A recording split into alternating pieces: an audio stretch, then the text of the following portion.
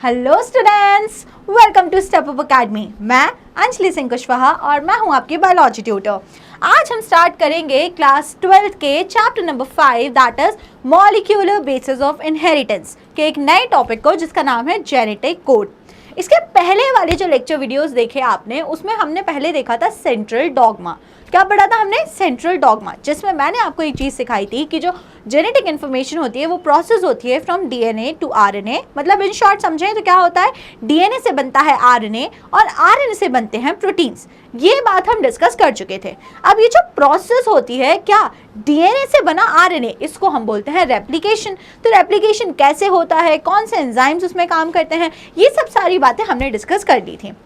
उसके बाद अगर हम आगे बात करें तो आरएनए से बनते हैं प्रोटीन्स, है ना, जिस प्रोसेस को हम लोग बोलेंगे ट्रांसलेशन, जिसको अभी हमने नहीं पढ़ा है। अभी हमने सिर्फ क्या पढ़ा था? अभी हमने पढ़ा था डीएनए से डीएनए बनने का process that is replication and DNA से आरएनए बनने का प्रोसेस दैट इज ट्रांसक्रिप्शन। तो हम रेप्लिकेशन एंड ट्रांसक्रिप्शन को डिटेल में पढ़ चुके हैं। मतलब हम ये सीख चुके हैं कि कैसे डीएनए से आरएनए बनता है by the process known as transcription. अब यहाँ पर एक न्यू टॉपिक आपको इंट्रोड्यूस करवा रही हूँ मैं, जिसका नाम है जेनेटिक कोड। मतलब कि कुछ ना कुछ सीक्वेंस है, कोडिंग है। आजकल कोडिंग का बड़ा ट्रेंड है। जिसको भी पूछो ना क्या कर रहे हो तो वो बोलता है मैं तो कोडिंग सीख रहा हूँ, मैं कोडिंग सीख रहा हूँ, मैं कोडिंग करूँगा। तो कोडिंग आजकल बड़ी ट्रेंड में है। सिमिलरली हमारी बॉडी में भी कोडिंग होती है। अब कोडिंग से आप देखो समझतेगा, कोडिंग कुछ नहीं है बल्कि सेट ऑफ सिंबल्स, कैरेक्टर्स, कुछ ऐसे लेटर्स, उनका कॉम्बिनेशन है। जिस पर्टिकुलर कॉम्बिनेशन को आप जब इंसर्ट करोगे तो एक पर्टिकुलर फंक्शन परफॉर्म होगा। ठीक है, फॉर एग्जाम्पल मैंने अगर सिंबल्स डाल दिए ए बी सी, तो ए बी सी सिंपल डाले तो कोई चीज़ रन करेगी, रन। मैंने सिंबल्स डाल दिए सी डी जी, तो कोई चीज़ जो है वो वॉक करेगी। तो इस टाइप से जब सिंबल्स डिसाइड करने लगे, कोई भी लेटर्स जो हैं उनके कॉम्बिनेशंस कुछ एक पर्टिकुलर चीज़ डिसाइड करने लगे, उसको हम लोग बोलते हैं कोड। अब सिमिलर कोडिंग सिस्टम हमको पढ़ना है हमारी बॉडी में। तो चलिए बिना देरी करे देखते हैं क्या होता है जेनेटिक कोड। तो आपको यहाँ पे एक बहुत ही बढ़िया सा व्हील दिख रहा होगा, जिसके सेंटर में आपको कुछ लिखा हुआ दिख रहा है GUAC। क्या है ये GUAC? अगर मैं आपसे पूछूं तो आप मुझे आंसर कर पाएंगे ये GUAC क्या है? GUAC are nothing but the, क्या है GUAC बताओ आप मुझे? Nothing but the nitrogenous base. ये तीनों कुछ नहीं है, बस क्या है, नाइट्रोजनस बेस हैं जो किस में प्रेजेंट होते हैं? ये वो नाइट्रोजनस बेस हैं जो आरएनए में प्रेजेंट होते हैं। किस में प्रेजेंट होते हैं? आरएनए। ऐसे नाइट्रोजनस बेस हैं जो किस में प्रेजेंट होते हैं? आरएनए में प्रेजेंट होते हैं। तो आपको पता है आरएनए में क्या होता है? आरएनए में यूरासिल होता है। डीएनए में क्या होता है? थाइमीन होता है, लेकिन यूरासिल उसकी जगह ले लेता है आरएनए में। तो जब डीएनए से आरएनए बना, कैसे बनता है आप वो सीख चुके हो। आपको उसके लिए प्रीवियस लेक्चर वीडियो देखना पड़ेगा। ट्रांसक्रिप्शन होता है, 3 स्टेप्स होती हैं, initiation, elongation and then termination. कौन से एंजाइम्स काम करते हैं, कैसे वो चीज़ फॉर्म होती है, इस सब के लिए आपको प्रीवियस वीडियो देखना पड़ेगा, है ना। तो आप उस वीडियो को देख के ही ये वाली वीडियो देखने आइएगा, नहीं तो आपको कुछ भी समझ नहीं आएगा। तो चलो, हाँ, हम क्या डिस्कस कर रहे थे कि ये बीच में 4 क्या है? Nitrogenous bases. अब देखो ये जो नाइट्रोजनस बेसिस हैं, इनका वेरियस कॉम्बिनेशन उससे मिलकर ही बने हैं जेनेटिक कोड। क्या बना है? उससे मिलकर बना है जेनेटिक कोड। तो आपको अगर कभी जेनेटिक कोड की डेफिनेशन या कुछ भी ऐसे डिफाइन करने के लिए आता है कि what is a genetic code, तो genetic code is nothing, Hindi भाषा में समझो तो क्या है, 4 नाइट्रोजनस बेसिस का कॉम्बिनेशन और चारों नाइट्रोजनस बेस के साथ। जैसे कि मैं क्या बोल रही हूँ, एडिनिन है तो एडिनिन का कॉम्बिनेशन ग्वानिन के साथ, देन फिर से एडिनिन के साथ, साइटोसिन के साथ एंड यूरासिल के साथ, एक कॉम्बिनेशन तो ये हो गया। और फिर उसके बाद में इन दोनों का कॉम्बिनेशन फिर से चारों के साथ, इन दोनों का कॉम्बिनेशन फिर से चारों के साथ, इनका कॉम्बिनेशन फिर से चारों के साथ और इनका कॉम्बिनेशन फिर से चारों के साथ। तो अभी जो एक बहुत बेसिक सी बात रियलाइज हुई हमें ये चीज़ समझकर कि जो हमारा जेनेटिक कोड होता है वो एक ट्रिपलेट होता है। क्या होता है? वो एक ट्रिपलेट। तो चलो ये सब बातें हम डिस्कस करेंगे इस व्हील पर। फिर से आऊँगी मैं, इसको फिर से समझाऊंगी आपको। उसके पहले हम कुछ बातें डिस्कस करते हैं और समझने की कोशिश करते हैं क्या होता है जेनेटिक कोड। तो क्या होता है genetic code? It is a sequence of nucleotides, nitrogenous bases in mRNA that contains information for protein synthesis, that is translation. अब देखो ट्रांसक्रिप्शन की प्रोसेस हो गई है, मतलब कि डीएनए से आरएनए बन गया है। अब क्या होना है, आरएनए से बनना है प्रोटीन। अब ये जो आरएनए से बनना है प्रोटीन, प्रोसेस को तो आप कहते हो ट्रांसलेशन, ठीक है, कोई प्रॉब्लम नहीं है, ट्रांसलेशन बोलते हो। लेकिन ट्रांसलेशन होने के पहले जो ये एमआरएनए बना है ना, एमआरएनए जिससे फाइनली प्रोटीन बनेंगे, इस एमआरएनए की सीक्वेंसिंग बहुत इंपॉर्टेंट है। इस एमआरएनए के ऊपर नाइट्रोजनस बेसिस किस ऑर्डर में अरेंज हैं, वो सीक्वेंस से हमें पता लगेगा कि इस एमआरएनए से कौन सा प्रोटीन बनेगा। समझ में आ रहे हो जेनेटिक कोड का क्या मतलब है, क्या सिग्निफिकेंस है? तो it is the sequence of nucleotide, और बेसिकली किसका, नाइट्रोजनस बेसिस का। तो नाइट्रोजनस बेसिस जिस ऑर्डर में अरेंज है ना, और वो फिर क्या डिटरमाइन कर रहा है कि जो बनने वाला प्रोटीन है इस एमआरएनए से वो कैसा होगा। तो जो प्रोटीन सिंथेसिस होना है किसी भी एमआरएनए से, वो किस चीज पर डिपेंड करता है? वेरी गुड, वो डिपेंड करता है on the sequence of nucleotide और on the sequence of nitrogenous bases और on the sequence of nitrogenous bases। इतनी सी बात है और इसी को हम लोग बोलते हैं genetic code। The sequence of 3 bases determining a single amino acid is called a codon। तो codon की definition क्या होती है, बहुत ध्यान से देख लो। Sequence of 3 bases, 3 nitrogenous base जो होता है ना, 3 नाइट्रोजनस बेस का जो सीक्वेंस होता है वो, और उसको जिससे पता चल रहा है कि कौन सा अमीनो एसिड वहाँ पे आने वाला है, इस चीज़ को ही कहते हैं कोडॉन। तो ये जो ग्रुप ऑफ 3 नाइट्रोजनस बेसेस है ना, इसको ही हम बोल रहे हैं कोडॉन। क्या बोल रहे हैं हम इसे? कोडॉन। ठीक है, तो codon is nothing but a set of group of triplet of nitrogenous bases. तो 3 नाइट्रोजनस बेसिस होते हैं वहाँ पे, जिससे क्या डिफाइन होता है, जिससे ये चीज़ डिफाइन होती है कि वहाँ पे आने वाला अमीनो एसिड कौन सा होगा, और उसी को हम लोग बोलते हैं कोडॉन। अब यहाँ पे नीचे ड्रॉन है आपके सामने एक 5' to 3' mRNA। क्या ड्रॉ है आपके सामने? एक 5' to 3' mRNA ड्रॉन है। अब मैं अगर इसमें आपको कोडॉन की स्टडी बताऊं तो देखो कैसे होती है। सबसे पहले AUG is the first codon. AUG क्या है? First codon. 3 से मिलकर बनेगा। सेकंड क्या हो जाएगा? UAC। सेकंड कौन सा हो जाएगा? सेकंड कोडॉन हो जाएगा UAC। थर्ड कोडॉन हो जाएगा GUA। फोर्थ हो जाएगा CGU। फिफ्थ हो जाएगा ACG। देन हो जाएगा UAC। देन हो जाएगा GUA। Then again CGU and then UAA। These are the कितने कोडॉन्स हैं? These are the 9 codons in a mRNA। तो ये एक mRNA का स्ट्रक्चर है जिसमें 9 कोडॉन्स प्रेजेंट हैं। तो आपको कोडॉन्स का मतलब समझ में आया ना क्या हो रहा है? Codons is nothing but a triplet of 3, triplet of nitrogenous base, या फिर सेट ऑफ 3 नाइट्रोजनस बेसिस, उसी को हम लोग बोल रहे हैं कोडॉन। अब इसका सिग्निफिकेंस क्या है ये तो चलो समझ में आ गया कि ये 9 कोडॉन्स हैं। सपोज यहाँ पे AUG है, तो AUG will code for amino acid methionine। AUG से वहां पे एक अमीनो एसिड बनेगा जिसका नाम है मीथियोनिन। फिर क्या होगा? UAC से भी यहाँ पे कोई सा तो अमीनो एसिड बनेगा जिसका मुझे नाम नहीं पता है, मुझे नहीं याद है। फिर यहाँ पे GUA से भी एक अमीनो एसिड बनेगा जिसका मुझे फिर से नाम याद नहीं है। सिमिलरली यहाँ 9 जितने भी यहाँ पे कोडॉन्स हैं, इन सब से एक अमीनो एसिड बनने वाला है। समझ में आ रही है आपको बात? 9 कोडॉन्स हैं और इन 9 से एक एक अमीनो एसिड बनने वाला है, और फिर ये अमीनो एसिड ज्वाइन हो जाएंगे, और जब ये सारे अमीनो एसिड ऐसे करके ज्वाइन हो गए तो ये चेन किसकी चेन बन गई? Now this is a protein. तो अमीनो एसिड्स ज्वाइन हो के बना लेते हैं प्रोटीन। आपको पता होगी ये चीज़, आपने 11th में पढ़ा होगा कि जो प्रोटीन्स होते हैं उसके मोनोमर होते हैं अमीनो एसिड। तो आप यहाँ पे देख पा रहे हो अगर, तो क्या हो रहा है? हर कोडॉन से एक अमीनो एसिड बन रहा है, और फिर वो अमीनो एसिड आपस में ज्वाइन कर जा रहे हैं, और क्या बन जा रही है? प्रोटीन चेन फॉर्म हो जा रही है। This is the whole concept of genetic code. यही कंसेप्ट होता है जेनेटिक कोड और कोडॉन्स का। समझ में आया आपको? ठीक है, इतनी बात आपको यहाँ पे बहुत अच्छे से क्लियर हो गई होगी। आपको समझ आया होगा कि कोडॉन क्या है और उसका सिग्निफिकेंस क्या है। आगे अब हम देखते हैं जॉर्ज गैमो। अब देखो डिस्कवरी कैसे हुई कोडॉन की। अच्छा, वो बोल रहे थे कि कोडॉन 4 भी तो हो सकते थे, 4 का भी तो सेट हो सकता था। जैसे हम बोल रहे हैं कि codon is a triplet set of 3 nitrogenous basis, तो 4 का भी तो सेट हो सकता था, या फिर 2 का भी सेट हो सकता था। पता कैसे चला कि वो 3 का ही सेट है? तो देखते हैं कैसे पता चला। George Gamow suggested that for coding 20 amino acid, the code should be made up of 3 nucleotides, thus there are 64 codons for Q। देखो कैसे पता लगाया गया कि जो कोडॉन है वो ट्रिपलेट होगा। सबसे पहले हमें पता चला कि हमारे पास जो अमीनो एसिड्स हैं, हमारे पास जो अमीनो एसिड्स हैं नेचर में वो है 20। कितने अमीनो एसिड्स हैं हमारे पास नेचर में? 20 अमीनो एसिड्स हैं हमारे पास सिर्फ और सिर्फ। अब आपको 4 नाइट्रोजनस बेस यूज करके, कौन कौन से?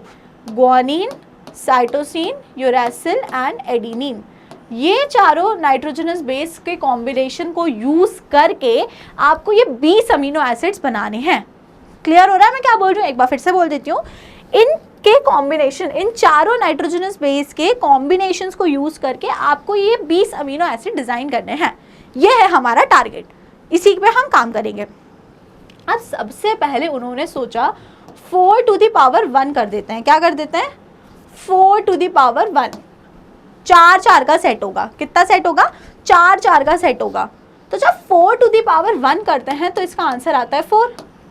तो मतलब अगर वो 4 का सेट होता तो फिर 4 ही अमीनो एसिड कोड हो पाते, बाकी 16 का क्या होता? फिर उन्होंने सोचा चलो छोड़ो, 4 टू द 1 से काम नहीं चल रहा, 4 टू द पावर 2 करते हैं कि ये 4 के ग्रुप नहीं होंगे, बल्कि कैसे होंगे? मतलब पहले के अकॉर्डिंग ग्रुपिंग कुछ ऐसे होगी, GCUA, AUGC, CUAG, मतलब वो चारों के कॉम्बिनेशन रहेंगे। बट उसके अकॉर्डिंग कितने अमीनो एसिड बन पाते हैं? सिर्फ 4 अमीनो एसिड बन पाते। फिर उन्होंने सोचा कि नहीं चलो 4 का स्क्वायर करके देखते हैं, मतलब कि अब जो सेट बनेंगे वो 2 नाइट्रोजनस बेसिस के बनेंगे। कितने बनेंगे? 2 नाइट्रोजनस बेसिस के। एक्चुअली इसमें 4 के सेट नहीं बनेंगे। इस फर्स्ट वाली केस में आप इसको ऐसे समझो, let me correct my self. First वाले केस में ऐसा होगा सिर्फ एक नाइट्रोजनस बेस से एक अमीनो एसिड बन रहा, एक नाइट्रोजनस बेस से एक अमीनो एसिड बन रहा है। तो अगर 4 टू द पावर 1 किया है तो आप मुझे बताओ कितने अमीनो एसिड बन पाते? सिर्फ 1 2 3 4, सिर्फ 4 अमीनो एसिड बन पाते। इधर आओ, 4 का स्क्वायर किया, मतलब कि अब हमने इसमें 2 के ग्रुप बना लिए, GC, CU, UA, AG, 2 के सेट में अगर होते कोडॉन तो कितना अमीनो एसिड बन पाते? बताओ मुझे। 4 का स्क्वायर कितना होता है? 4 का स्क्वायर होता है 16। तब भी 16 अमीनो एसिड्स ही बन पाते, तब भी 20 नहीं बन रहे। तब फाइनली वो सोच पाए कि नहीं, ना ये डबलेट है ना ये सिंगलेट है, बल्कि जो कोडॉन है it is a triplet. Codon कैसा है? कोडॉन जो है वो ट्रिपलेट है, 4 का क्यूब है। तो इसका आंसर होगा 64। क्या होगा इसका आंसर? 64। अब आप बोलोगे मैम अब फिर से आप गलत हो गए ना, हमें तो 20 बनाने थे, 64 कहाँ से आ गए? तो फिर इसका एक्सप्लेनेशन ये होता है कि एक कोडॉन से कई सारे अमीनो एसिड बन सकते हैं, रिपीटिशन हो सकता है, लेकिन ये जो कंसेप्ट था कि जो कोडॉन होगा वो ट्रिपलेट होगा, that was the most appropriate explanation. समझ में आ गया आपको? ठीक है। तो यहाँ पे 4 का क्यूब क्या मतलब कि जो कोडॉन होगा वो ट्रिपलेट होगा। नाइट्रोजनस बेस 3 होंगे, 3 नाइट्रोजनस बेस जब मिलेंगे तब जाके पूरे 20 अमीनो एसिड जो है वो बना पाएंगे। अगर वो सिंगल होगा तो सिर्फ 4 अमीनो एसिड बन पाते, अगर वो डबलेट होता तो सिर्फ 16 अमीनो एसिड बन पाते, लेकिन अब वो ट्रिपलेट है तो सारे अमीनो एसिड्स को वो कोड कर सकता है। अब फर्स्ट पॉइंट फिर से रीड करो। George गैमो suggested that coding 20 amino acids the code should be made up of 3 nucleotides। कितने न्यूक्लियोटाइड से बना होना चाहिए? वो 3 nucleotides, thus there are 64 codons. Total codons हमारे पास कितने आ रहे हैं? टोटल कोडॉन्स हमारे पास जो आ रहे हैं वो 64 कोडॉन्स आ रहे हैं। हमारे पास 64 कॉम्बिनेशन है इन 4 कोडॉन्स के। कितने हैं? इन 4 नाइट्रोजनस बेसिस के कितने कॉम्बिनेशन हैं? 64 कॉम्बिनेशंस, जो क्या बनाते हैं? जो अमीनो एसिड्स को बनाते हैं।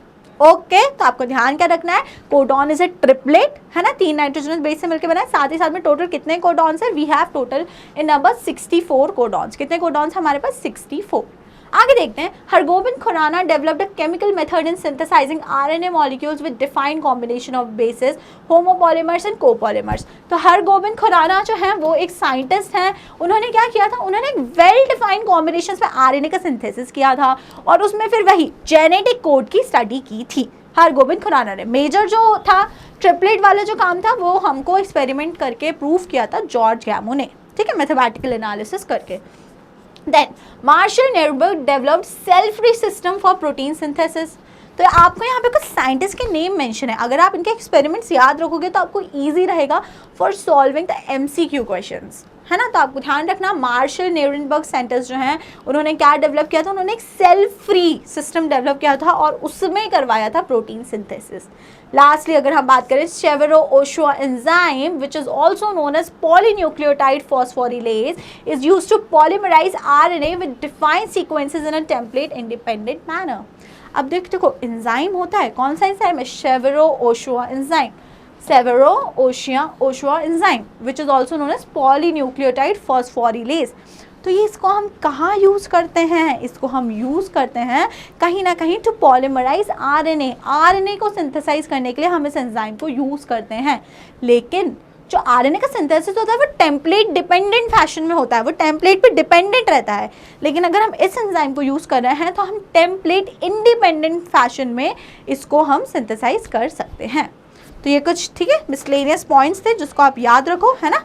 तो Hargobind Khorana, George Gamow, Marshall Nirenberg और यहाँ पे शेवेरो-ओशोआ एंजाइम, इतनी बातें आपको याद रखनी हैं, ठीक है। ओके स्टूडेंट्स, और जब इतनी बातें आपको क्लियर हैं तो हम कुछ और देख लेते हैं। 20 type of amino acids involve in translation defined sequences in a template independent manner. तो यहाँ पे क्या हुआ भैया, जब टेम्पलेट इंडिपेंडेंट मैनर में हमने ट्रांसलेशन को डिफाइन करने की कोशिश की तो टोटल 20 अमीनो एसिड्स हमें समझ में आए। तो 20 अमीनो एसिड्स में क्या क्या हो जाते हैं, सबसे पहले होता है alanine, then arginine, asparagine, aspartic acid, cysteine, glutamic, non glutamic acid, glycine, histidine and isoleucine. तो सुनो मेरी बात, टोटल 20 अमीनो एसिड्स होते हैं ना, ये आपको लर्न नहीं करने होते। क्लास 11th आपको जस्ट लर्न करा देती है all the essential amino acids. तो आपको सिर्फ आउट ऑफ 20 आपको जो 10 एसेंशियल है वो आपको याद रहने चाहिए, बाकी नॉन एसेंशियल वाले नहीं भी याद करो तो सॉर्ट ऑफ चल जाता है, लेकिन लर्न अगर सारे कर लोगे तो बहुत अच्छा रहेगा। तो देयर आर 20 अमीनो एसिड्स, तो 10 ये रहे और आगे के बाकी 10 leucine, lysine, मीथियोनिन, phenylalanine, proline, serine, threonine, tryptophan, tyrosine and valine. तो ये 20 अमीनो एसिड कितने से बनेंगे, 4 नाइट्रोजनस बेसिस के कॉम्बिनेशन से बनेंगे। और ये बेसिस किस कॉम्बिनेशन में है, 4 का cube, that is there are 64 codons. 64 codons के कॉम्बिनेशन में ये 20 अमीनो एसिड को सिंथेसाइज करेंगे। इज दैट क्लियर स्टूडेंट्स, ठीक है, चलो गुड, वेरी गुड। अब ये जो चार्ट है ये एनसीईआरटी में दिया हुआ है चार्ट, एंड ये है क्या, codons for various amino acid. अब ये वेरियस कॉम्बिनेशन दिए हैं और उनसे आगे ये लिखा हुआ है कि कौन सा अमीनो एसिड, कौन सा कोडॉन, कौन सा अमीनो एसिड बनाएगा। जैसे कि यहाँ पे लिखा हुआ है, पूरा डिस्कस नहीं करेंगे, थोड़ा देखते हैं इसको। UUU, तो UUU will code for phenylalanine. Phenylalanine क्या है, it is a amino acid. Again UUC, तो it will code for phenylalanine. UUA leucine, UUG leucine. तो आप देख पा रहे हो 64 कोडॉन है, लेकिन 2 कोडॉन या 3 कोडॉन सेम अमीनो एसिड बना रहे हैं। देख रहे हो ना, UUU से भी फिनाइलएलेनिन बन रहा है और UUC से भी फिनाइलएलेनिन बन रहा है, UUA से भी ल्यूसीन बन रहा है एंड UUG से भी ल्यूसीन बन रहा है। तो आपको यहाँ पे ये समझ में आना चाहिए कि 64 अमीनो एसिड्स जो 64 कोडॉन्स जो हैं वो मिलकर 20 अमीनो एसिड बनाएंगे। तो ये बात बहुत ही बेसिक अंडरस्टूड वाली हो गई, अंडरस्टैंडिंग वाली हो गई कि ठीक है, जो कोडॉन होंगे वो रिपीट करेंगे, मतलब कि सेम एक ही 2 डिफरेंट कोडॉन से सेम अमीनो एसिड बिल्कुल बन सकता है। तो उसमें बिल्कुल आपको ऐसे घबराना नहीं है कि अरे ऐसा कैसे हो गया, बिल्कुल बन सकता है वो। ओके चलो, तो ये जो चार्ट है पूरा एनसीईआरटी में दिया हुआ है, जो पूरे 64 कोडॉन्स को एक्सप्लेन करता है कि वो कोडॉन क्या बनाते हैं, ठीक है ना। तो पूरे 64 कोडॉन्स का फंक्शन यहाँ पे इस चार्ट में दिया गया है। 3 कोडॉन आपको ऐसे मिलेंगे जिसके आगे आपको स्टॉप मिलेगा। क्या मिलेगा, जिसके आगे आपको स्टॉप मिलेगा, UAA, UAG और एक हमारा UGA। 3 कोडॉन आपको ऐसे मिलेंगे जिसके आगे आपको स्टॉप मिलेगा, UAA, UAG एंड UGA। तो अब इन तीनों के आगे स्टॉप क्यों लिखा हुआ है, ये अभी इस वीडियो में ही इस क्वेश्चन का आंसर आपको मिल जाएगा। ओके चलिए, तो अब हम आगे बढ़ते हैं और कुछ बातें करते हैं, जैसे कि salient features of genetic code, which is a important question in मतलब किसमें, नीट में भी और स्कूल में भी। स्कूल में भी पूछ लेंगे बहुत ही आराम से, सेलेंट फीचर्स बताओ जेनेटिक कोड के, और नीट में तो आता ही आता है, बहुत सारे क्वेश्चंस आते हैं इस वाले टॉपिक से। तो क्या फीचर्स होते हैं जेनेटिक कोड के, अब हम वो डिस्कस करेंगे। ओके चलो, तो क्या होता है, सबसे पहले अगर हम बात करते हैं फर्स्ट फीचर की, तो कोडॉन इज अ ट्रिपलेट। आप बोलोगे बच्चों वाली बात, ये हमें नहीं सुननी थी, हमें पता है। First feature is very much clear to you all, that is codon is a triplet. Triplet मतलब कि 3 नाइट्रोजनस बेसिस के कॉम्बिनेशन से वो बनता है, तो it is a triplet. Second point, 61 codons code for amino acid, 3 codons, that is UAA, UAG, UGA, do not code for any amino acid. They act as stop codons. तो अब आपके पास total कितने codon हैं, 64। लेकिन इस 64 में से सिर्फ 61 कोडॉन जो हैं वो बनाते हैं अमीनो एसिड। बाकी के 3 कोडॉन क्या कर रहे हैं, तो बाकी के 3 कोडॉन फंक्शन करते हैं एज स्टॉप कोडॉन। किसकी तरह फंक्शन करते हैं, दे फंक्शन एज स्टॉप कोडॉन। तो आपको स्टॉप कोडॉन्स के नाम याद होने चाहिए, UAA, UAG एंड UGA। क्या क्या होते हैं नाम, UAA, UAG and UGA। Okay, तो सेकेंड फीचर क्या हो गया कि out of 64 codons only 61 codons code for amino acid. 61 code करते हैं अमीनो एसिड को, बाकी जो 3 हैं that is UAA, UAG and UGA, ये तीनों बिहेव करते हैं लाइक अ स्टॉप कोडॉन। मतलब कि क्या करेंगे, वो ट्रांसलेशन की प्रोसेस को रोकेंगे कि बस अब नहीं करो और प्रोटीन मत बनाओ और, ठीक है, तो उसको रोकने का काम करेंगे स्टॉप कोडॉन। सेकेंड फीचर हो गया। अब हम थर्ड फीचर की बात करते हैं जिसमें हम डिस्कस करेंगे अबाउट AUG। क्या डिस्कस करेंगे हम, अबाउट AUG। तो AUG क्या है, AUG is nothing but a codon. AUG कुछ भी खास नहीं है, एक कोडॉन ही है। लेकिन इस AUG के 2 काम हैं। अब 2 काम क्या है, AUG हैज़ डुअल फंक्शन। कितने फंक्शन है उसके, 2 काम हैं। पहला तो वो बनाता है मीथियोनिन। तो पहला काम तो हो गया कि जो AUG है वो कोड करता है कौन सा अमीनो एसिड, इट कोड्स मीथियोनिन। तो AUG codon codes for amino acid मीथियोनिन। And second काम जो होता है AUG का, वो दूसरा ये होता है कि it behaves as initiator codon. किसकी तरह बिहेव करता है जो हमारा AUG है, AUG behaves as initiator codon. Initiator codon से क्या समझ में आता है, जैसे कि स्टॉप कोडॉन थे तो वो कोडॉन्स हैं जो ट्रांसलेशन की प्रोसेस को स्टॉप कर देंगे, बोलेंगे नो, अब no more further translation is required. Similarly हमको कोई स्टार्टिंग के लिए भी तो चाहिए ना, स्टार्टिंग में भी तो कोई ऐसा होना चाहिए ना कि जो बोले चलो चलो चलो चलो ट्रांसलेशन स्टार्ट करो, है ना। जैसे घर में मम्मी की लाठें पड़ती हैं और चप्पल, झाड़ू, जो भी कुछ पड़ जाए, बर्तन, बेलन, चलो चलो चलो पढ़ने बैठो, उसी टाइप से पढ़ने के लिए नहीं, उसी टाइप से ट्रांसलेशन स्टार्ट होने के लिए भी तो वहाँ पे कुछ होना चाहिए ना। तो ट्रांसलेशन को स्टार्ट करने के लिए रिस्पॉन्सिबल होते हैं स्टार्ट कोडॉन्स या फिर इनिशिएटर कोडॉन।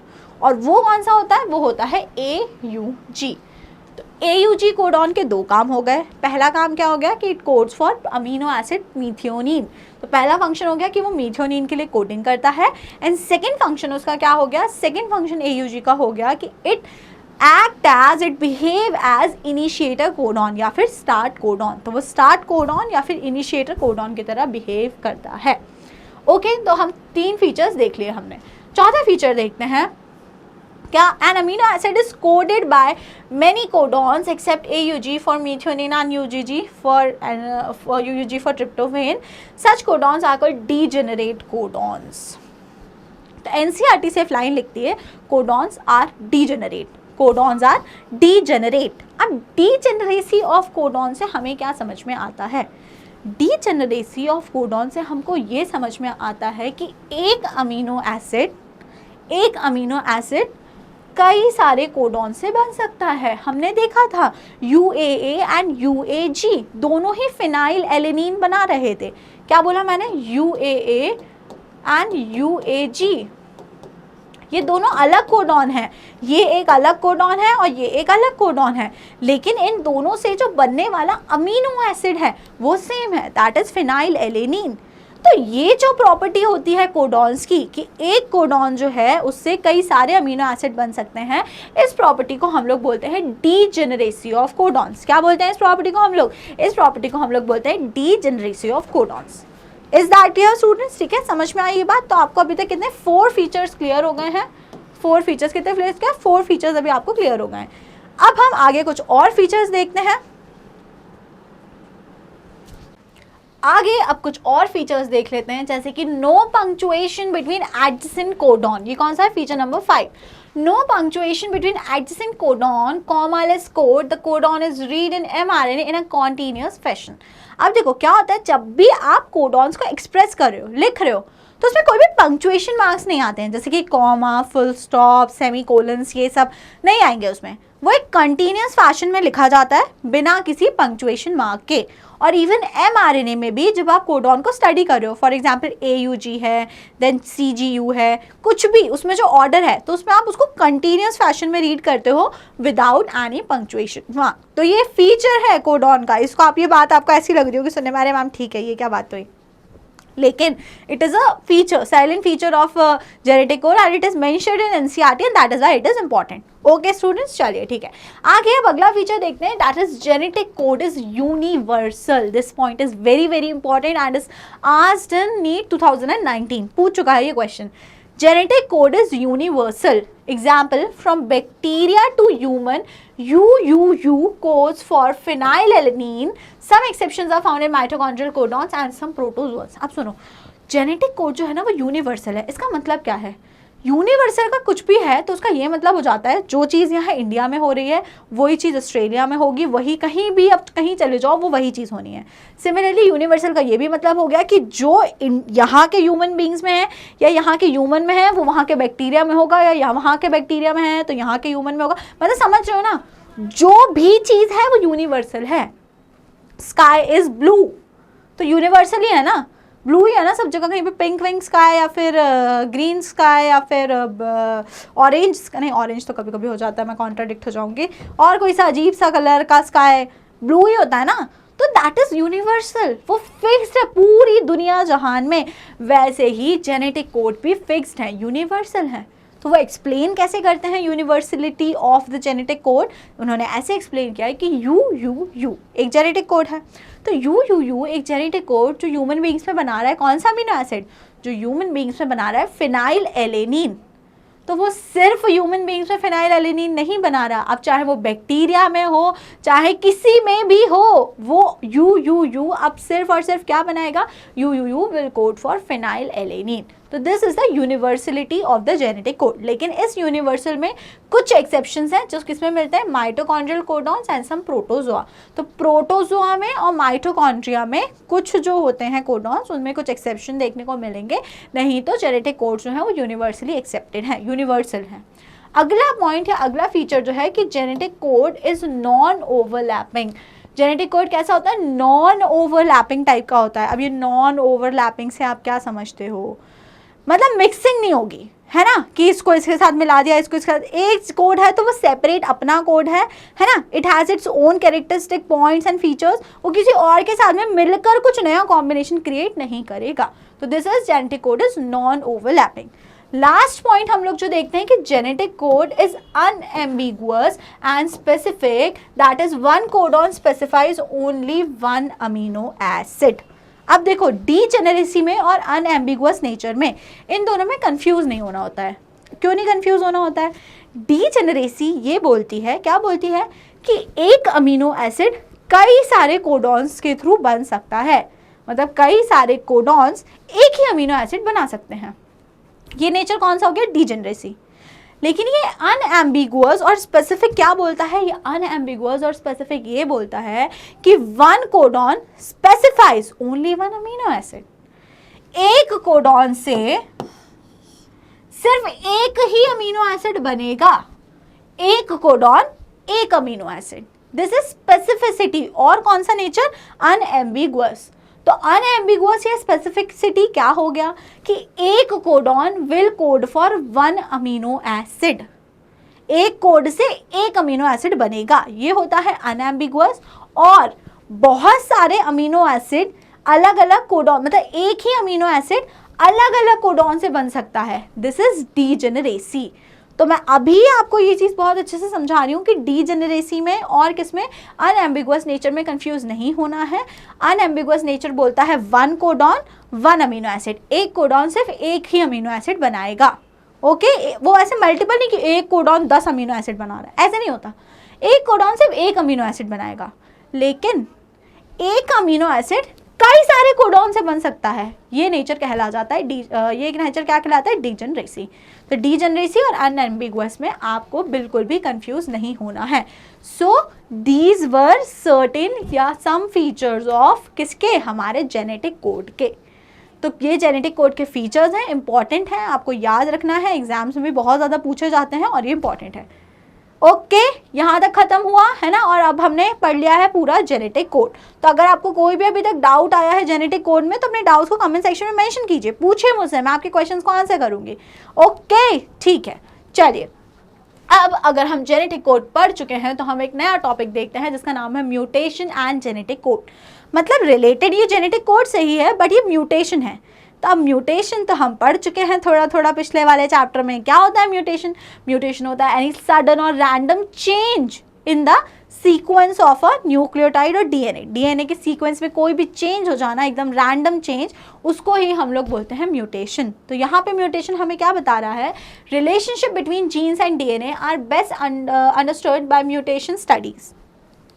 तो देखो इंपॉर्टेंट है ये बात थोड़ी सी, अगर आपको जीन्स और डीएनए में क्या रिलेशन है, जीन्स क्या है, डीएनए क्या है, कैसे एक दूसरे को वो अफेक्ट कर रहे हैं, तो सबसे अच्छे तरीके से ये समझ आता है जब आप म्यूटेशन की स्टडी करते हो। अब आप बोलोगे क्यों? देखो आपको अगर पता करना है कि जीन और डीएनए क्या है, आप कुछ नहीं, आप म्यूटेशन करवा दो, तुरंत समझ में आ जाएगा कि क्या है जीन और क्या है डीएनए। क्योंकि म्यूटेशन होने से जो नॉर्मल फंक्शन होने वाला था वो पूरा गड़बड़ हो जाएगा। जब नॉर्मल फंक्शन पूरा गड़बड़ हो गया तो अब जो प्रोडक्ट बनने वाला है that will be entirely different, वो पूरी तरीके से अलग होगा, showing that DNA and genes are related और सेपरेट, व्हाटएवर जो भी आप देखना चाह रहे हो वो आपको उससे पता चल जाएगा, है ना। तो डीएनए हो गया, जीन हो गया, इन सब की स्टडी आपको सबसे अच्छे से आप कर पाते हो म्यूटेशन स्टडीज के through. Deletion and rearrangements in a DNA में कॉज लॉस और gain of gene and so a function. अब आपने पढ़े हैं, आपने म्यूटेशन को बहुत अच्छे से स्टडी किया है, तो आपको पता है कि म्यूटेशन होता है दो टाइप का, एक होता है पॉइंट म्यूटेशन और दूसरा कौन सा होता है, फ्रेम शिफ्ट म्यूटेशन। जब आप फ्रेम शिफ्ट म्यूटेशन पढ़ते हो तो उसमें दो कैटेगरीज हो सकती हैं, आइदर डिलीशन और इंसर्शन। तो यहाँ पे क्या बात लिखी हुई है, deletion and rearrangements in DNA में कॉज लॉस और gain of gene and so a function. अब अगर डिलीट ही हो गई वहाँ से कोई जीन तो उसके कारण क्या होता है, पूरा फ्रेम डिस्टर्ब हो जाता है, जिसके कारण से क्या हो सकता है, वहाँ पे बिल्कुल कोई जीन ही ख़त्म हो सकती है, उसका एग्जिस्टेंस ही ख़त्म हो सकता है, और जब जीन चली गई तो वहाँ का फंक्शन भी ऑब्वियसली बातें ख़त्म हो जाएगा। तो समझिए इस बात को कि म्यूटेशन का क्या रोल है हमारे जेनेटिक कोड में, है ना। ठीक है, इंसर्शन और डिलीशन ऑफ वन और two bases changes the reading frame from the point of insertion और deletion, it is called frame shift insertion और डिलीशन म्यूटेशन। तो ये बात आप बहुत अच्छे से जानते हैं, मैंने आपको पहले भी वीडियो में एक्सप्लेन करी है, नहीं करी है तो फिर से सुन लो, है ना। क्या कि अगर फ्रेम शिफ्ट म्यूटेशन हो रहा है तो उसमें दो कंडीशन हो सकती है, या तो डिलीशन या तो इंसर्शन, या तो कोई न्यू बेस पेयर आएगा या तो पुराना वाला वहाँ से चला जाएगा। अब उसका फर्क कैसे पड़ेगा, देखो सबसे पहले ये 5' to 3' आपके सामने एक आरएनए बना हुआ है, AUG, UAC, GUA, CGU and GAC। अब उसके बाद में क्या हुआ है, यहाँ पर हुआ ये है कि यहाँ पे इंसर्शन ऑफ वन बेस, यहाँ पे एक बेस इंसर्ट करा दिया है नया, क्या किया है, यहाँ पे एक नया बेस इंसर्ट करा दिया है, ठीक है। तो अब उसके कारण क्या होगा, रीडिंग फ्रेम चेंज। अब इसके कारण यहाँ पर पूरा फ्रेम ही चेंज हो जाएगा, कैसे, जैसे कि CGU एंड ACG। यहाँ पे क्या हुआ, नीचे वाला जो है ना इसको आप नॉर्मल सीक्वेंस कंसीडर कर लो, ये मिडिल वाला जो है इसको आपने नॉर्मल सीक्वेंस कंसीडर किया। अब देखो यहाँ पर इस ना ACG वाला जो है इसके पहले यहाँ पे एक G अटैच कर दिया, यहाँ बीच में G का इंसर्शन करा दिया। G का इंसर्शन कराने से क्या होगा, अब ये फ्रेम पूरा शिफ्ट हो जाएगा, ये ACG ना रह के ये हो जाएगा GAC, क्या हो जाएगा GAC। अब आगे क्या बच गया, G बच गया, तो ये फिर अगले वाले में जाएगा GUA, फिर ये CGU, फिर ये ACG। मतलब आगे का पूरा फ्रेम ही डिस्टर्ब हो गया एक सिंगल नाइट्रोजनस बेस के इंसर्शन से, नीचे बात करें तो डिलीशन हो रहा है, डिलीशन किसका हो गया, यहाँ पे डिलीशन कर दिया है ए का, किसका डिलीशन कर दिया है, ए का। तो यहाँ पे अगर इस ए का डिलीशन हुआ, इस ए का अगर डिलीशन हो रहा है तो उससे क्या फ़र्क पड़ रहा है, तब भी आगे का पूरा फ्रेम डिस्टर्ब हो रहा है। तो आपको ये चीज़ समझनी होगी कि म्यूटेशंस जो होते हैं वो पूरे आगे के, अगर फ्रेम शिफ्ट म्यूटेशन हो रहा है तो वो पूरे आगे के जेनेटिक कोड को अफेक्ट कर देते हैं। और जब जेनेटिक कोड अफेक्ट होता है, इसीलिए उससे बनने वाला क्या अफेक्ट हो जाता है, उससे बनने वाला प्रोटीन या फिर उससे उसकी जीन इफेक्ट हो जाती है। म्यूटेशन हुआ तो पूरी जीन ही डिफेक्ट हो गई, फिर आरएनए डिफेक्टेड बना, फिर आरएनए डिफेक्टेड बना तो उससे बनने वाला प्रोटीन भी डिफेक्टेड प्रोटीन बना। इसीलिए म्यूटेशंस होते हैं खतरनाक। और अगर हम स्पेशली फ्रेम शिफ्ट म्यूटेशंस की बात करें तो उसमें या तो इंसर्शंस हो सकते हैं या तो डिलीशंस हो सकते हैं। तो ये था पूरा कॉन्सेप्ट किसका, म्यूटेशंस का इन जेनेटिक कोड। और कुछ बातें अगर देखो तो इंसर्शन एंड डिलीशन ऑफ 3 और इट्स मल्टीपल बेसिस इंसर्ट और delete 1 or multiple codon, the reading frame remains unaltered from that point onwards, hence 1 or more multiple amino acids are inserted or deleted। अब वो हमें ये बोल रहे हैं अगर एक नाइट्रोजनस बेस डाल रहे थे तो ऑब्वियसली बात है आगे का पूरा सीक्वेंस बिगड़ रहा था। लेकिन अगर सोचो 3 या फिर 3 के मल्टीपल, 3, 6, 9, 12, 15 ऐसे अमीनो एसिड्स वहाँ पे, सॉरी ऐसे नाइट्रोजनस बेसिस वहाँ पे इंसर्ट कर दिए गए या फिर डिलीट कर दिए गए, तो क्या पूरा आगे का फ्रेम डिस्टर्ब होगा कि नहीं? आप सोचिए ये चीज़, इतना तो आप समझते हैं। मैं बोल रही हूँ कि मेरे पास 10 कोडॉन्स थे, उसमें से मैंने 5th वाले कोडॉन के बाद 3 नाइट्रोजनस बेसिस और डाल दिए, तो क्या उससे आगे का फ्रेम चेंज होगा? नो, आगे का फ्रेम नहीं चेंज होगा, उसमें सिर्फ उस पॉइंट पे म्यूटेशन आएगा, बिकॉज जो कोडॉन होता है it is a triplet, it is a set of 3 nitrogenous base, तो इसलिए उससे आगे का फ्रेम चेंज नहीं होगा। तो यही बात यहाँ पे मेंशन है। It proves that codon is a triplet and is read in continuous fashion, that is contiguously. Is that clear? तो ये वाला जो है म्यूटेशन स्टडीज जो है उससे हमें ये होल एंड सोल प्रूफ होता है कि जो हमारे जेनेटिक कोड होते हैं वो कैसे होते हैं, they are triplet in nature, 3 nitrogenous bases से मिलकर वो बनते हैं। ओके माय डियर स्टूडेंट्स, आपको अभी तक की सारी बातें बहुत अच्छे से समझ में आई होगी, ऐसी मैं आशा करती हूँ। अब अगली हेडिंग जिसकी तरफ हम प्रोसीड कर रहे हैं that is types of RNA. अब आप बोलोगे मैम आप यहाँ पे इसको क्यों पढ़ा रहे हो, क्या सिग्निफिकेंस है? क्योंकि सुनिए मेरे प्यारे बच्चों, इसके बाद की जो वीडियो होगी उसमें हम पढ़ने वाले हैं ट्रांसलेशन। उसमें हम ये पढ़ने वाले हैं कि आरएनए से कैसे बनेगा प्रोटीन। अब इसके लिए आरएनए की पढ़ाई करना तो ज़रूरी है ना। अभी हमने आरएनए के ऊपर का जेनेटिक कोड स्टडी कर लिया, फिर हमने स्टडी कर लिया म्यूटेशन वगैरह करके उसको कैसे कंफर्म करा हमने कि इट इज़ अ ट्रिपलेट। अब बारी है हम पढ़ रहे हैं टाइप्स ऑफ आरएनए, क्योंकि आरएनए सिर्फ एक नहीं है बल्कि 3 टाइप के आरएनए आपकी बॉडी में मिलते हैं। First is mRNA, second is rRNA and third is tRNA. MRNA का फुल फॉर्म क्या है? It is messenger RNA, rRNA is ribosomal RNA and T is transfer RNA or it is also known as soluble RNA। ठीक है, तो कितने type के RNA आपकी body में मिलते हैं? There are 3 type of RNA, mRNA, rRNA and tRNA. सुनो, ये सब हम पढ़ इसलिए रहे हैं, ये जो वीडियो है बीच में ये ट्रांसक्रिप्शन और ट्रांसलेशन को, मतलब आरएनए और प्रोटीन सिंथेसिस को रिलेट कर रही है। यह वीडियो हमको ये सिखा रही है कैसे आरएनए से प्रोटीन्स बनेंगे। तो ये video is forming a concept, तो इसको ज़रूर देख लेना, फिर देखने जाना आगे का ट्रांसलेशन, नहीं तो पहले ट्रांसलेशन देख के बैठे हैं, ऐसा मत करना। ओके ठीक है, तो अब हम देखते हैं कि टाइप्स ऑफ एमआरएनए में हमें पता चला 3 एमआरएनए है हमारे पास, messenger RNA, then transfer RNA and then ribosomal RNA. अब जब 3 आरएनए हैं तो तीनों को कुछ अलग अलग काम दिए होंगे। घर में अगर 3 बच्चे हैं तीनों को कुछ कुछ अलग अलग काम देंगे, है ना। आरएनए है लेकिन 3 है, तो सोचा होगा ना चलो सबको कुछ अलग अलग काम देते हैं। तो चलो देखते हैं एमआरएनए को। तो एमआरएनए का काम क्या है? It provide template for translation. जो प्रॉपर एक टेम्पलेट, किस चीज़ को ट्रांसलेट करोगे, कुछ होना तो चाहिए ना ट्रांसलेट करने के लिए। अगर मैं बोलूँ ट्रांसलेशन करो, आप बोलोगे किसका? तो फिर मैं एक इंग्लिश की नॉवल आपको दे रही हूँ, मैं बोलूँगी चलो इसको हिंदी में ट्रांसलेट कर दो। तो पहली बात तो आपके पास कुछ चीज़ होनी चाहिए ना जिसको ट्रांसलेट करोगे। तो mRNA is the actual RNA जिसका ट्रांसलेशन होता है, जिससे एक्चुअल में प्रोटीन बनते हैं। वो तीनों में से कौन सा आरएनए है? That is mRNA. तो एमआरएनए बिहेव करता है सबस्ट्रेट की तरह, जिसका क्या होता है? ट्रांसलेशन होता है और क्या बनते हैं? प्रोटीन बनते हैं, प्रोटीन का सिंथेसिस होता है। अब आप बोलोगे इन दो का क्या काम हो गया। अब हम बात करते हैं राइबोसोमल आरएनए की। तो राइबोसोमल आरएनए क्या है, structural and catalytic role during translation. मैंने आपको बोला किताब को ट्रांसलेट करो हिंदी में, एक नॉवल दे दी इंग्लिश में थी, उसको ट्रांसलेट करो। तो अब आप बोलोगे मुझे रूम भी तो चाहिए, सड़क पे बैठ के करूँ ट्रांसलेट मैं? हाँ, गुस्सा आ जाइए आपको, क्या है सड़क पे बैठ के करूँगा मैं ट्रांसलेट? मैं बोलूँगी no wait, I will provide you a room, उधर बैठ के कर लेना, एसी वेसी लगवा दूंगी अच्छे से, बढ़िया से, गर्मी नहीं लगेगी। तो वो जगह और उस रूम में फिर मैं आपको पानी भी प्रोवाइड करूंगी, फिर कुछ स्नैक्स भी आपको लाके दूंगी, ये सब करूंगी ना मैं आपके लिए, है ना। तो जो एक्चुअल में फैक्ट्री है, जो जगह है, साइट है जहां पर ट्रांसलेशन की प्रोसेस होने वाली है, वो होते हैं हमारे आरएनए।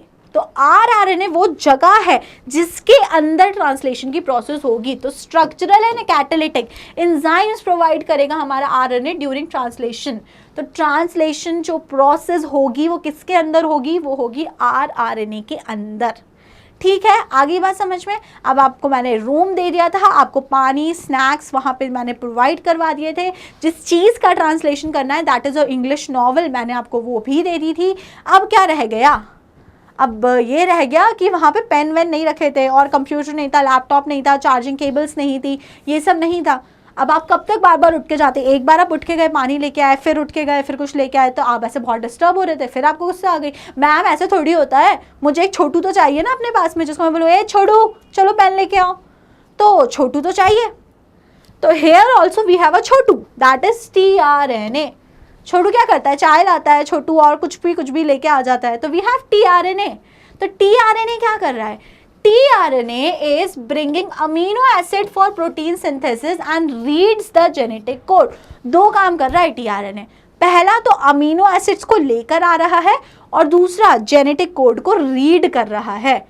मतलब टीआरएनए एक ऐसा छोटू है जो आपको क्या क्या लाके दे रहा है, आपको अमीनो एसिड लाके दे रहा है और आपकी नॉवल आपको रीड कर करके बता रहा है कि सर यहाँ पे कुछ ये लिखा हुआ है, Ram is a bad boy, तो आप फिर इसको हिंदी में ट्रांसलेट कर दीजिए, राम एक गंदा लड़का है ना। ठीक है, तो अगर ऐसे करके राम मत लो, कुछ और ले लो भाई, कुछ और नाम ले लो, अपना नाम ले लो, ठीक है, जो भी तुम्हारा नाम है, तुम बैड बॉय हो।